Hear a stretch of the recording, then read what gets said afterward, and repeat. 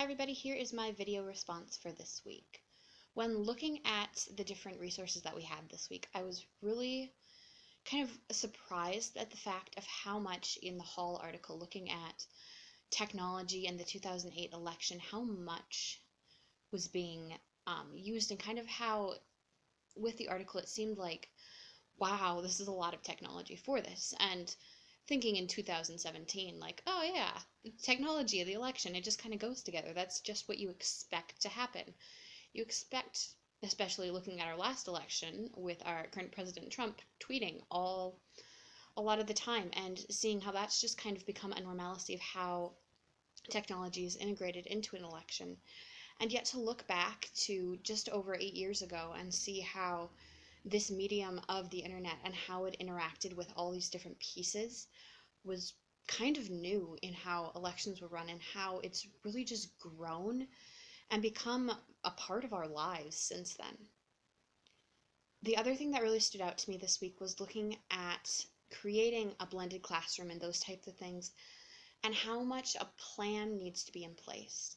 There are so many great ideas on how to integrate that into a classroom, be it at an elementary school level or even in a college. But if there's not a plan and there's not an idea of what you're trying to do in place, the entire picture and the entire piece, it's not going to work. You might see a great idea where someone's using tablets in their room and it's like, oh, cool, tablets are awesome, and jump on the tablet bandwagon only to find out that in your situation and your setting, the tablet doesn't actually do what you want it to do. Or the type of learning that you're trying to work with isn't actually working with that type of student or in that way. Or it might be that you want to do a rotational classroom, but there's not the space. And so really looking at what you have, what resources are available, and where you want to go to really create the best picture and the best idea possible for your classroom. That's one of the other things that really stood out to me this week. When looking at how videos sharing and things like that fit into my teaching setting, I really would love to be working alongside a professor and helping them with their classroom, and I think it just makes a great fit in a couple of different ways. One being that students are able to share information in a succinct way that they might not be able to say themselves. They might be looking at a mathematical topic and not quite being able to figure out how to say it themselves or how to understand the problem,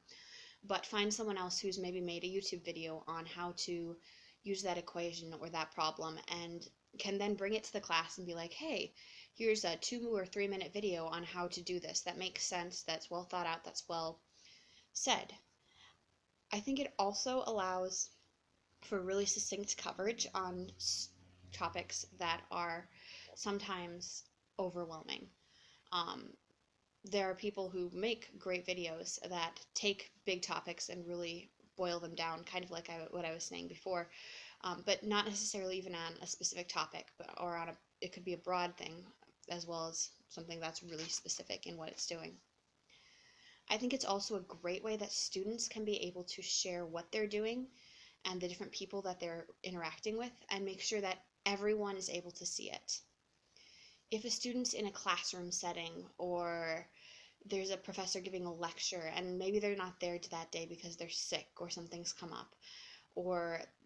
somebody gave a speech and they really liked part of it but they can't remember all the details to it and may or may not want to go up to the student and ask again, having a video of whether it's their presentation or a lecture or different things like that can be a great tool for different students to be able to go in and dig deep and really help them to be able to have all the resources that they might need for that class and be able to dig into it and really just share what they have with not only their class but the entire world. Two of the videos that I really came across this week that I liked were, one was a set of videos that was just a college lecture, and the different students were talking about their thesis projects and what they were going to do with them. And I thought for being in a college setting, that would be something that would be great to just be like, here are 4 or 5 different ideas that these students are using in their thesis, and here's how they're presenting them. And so as a student who could be working on that or trying to think of maybe an undergrad, do I want to go towards that or don't I want to go towards that? to be able to have a resource to say, hey, this is something that I could do, or this is a good idea. I like where they're going with that. Maybe I could do something similar, or oh, now that I've kind of seen what this project's going to look like and just even their beginning steps, I'm not sure that's the route that I want to take with my education, or maybe I want to go do something different.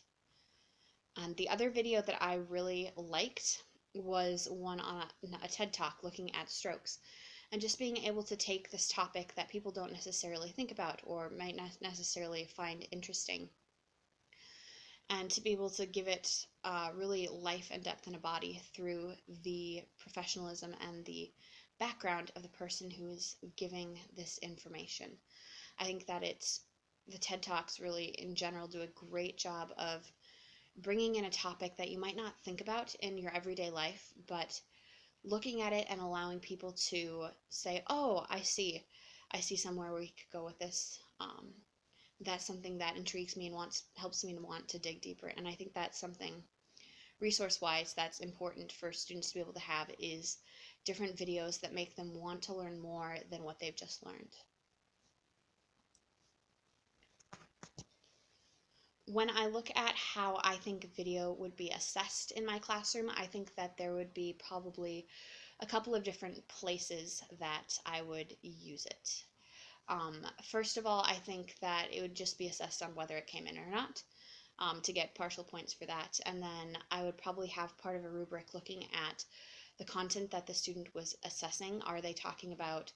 things that are important for the class? Are they talking about things that I've asked them to talk about in the video? And then the depth at which they are going into the video. It would be one thing to say, let's talk about cats, and someone says, hi, my name's John, and I have a cat. He's brown, and then to end the video.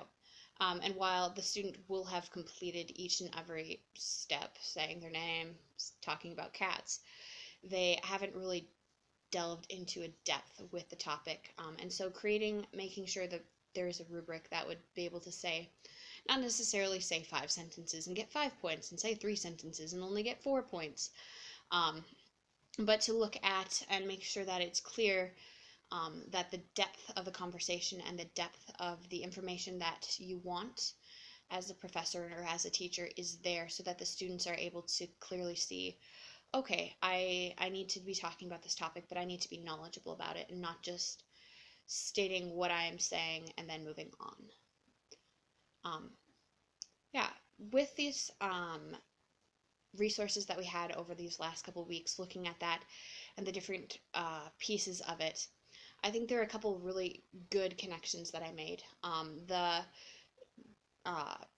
blog videos on the Que Tal La Semana videos, I thought were just an excellent idea that could be used, especially in like a large lecture hall style class where the professor might have 50 to 100 students in their class,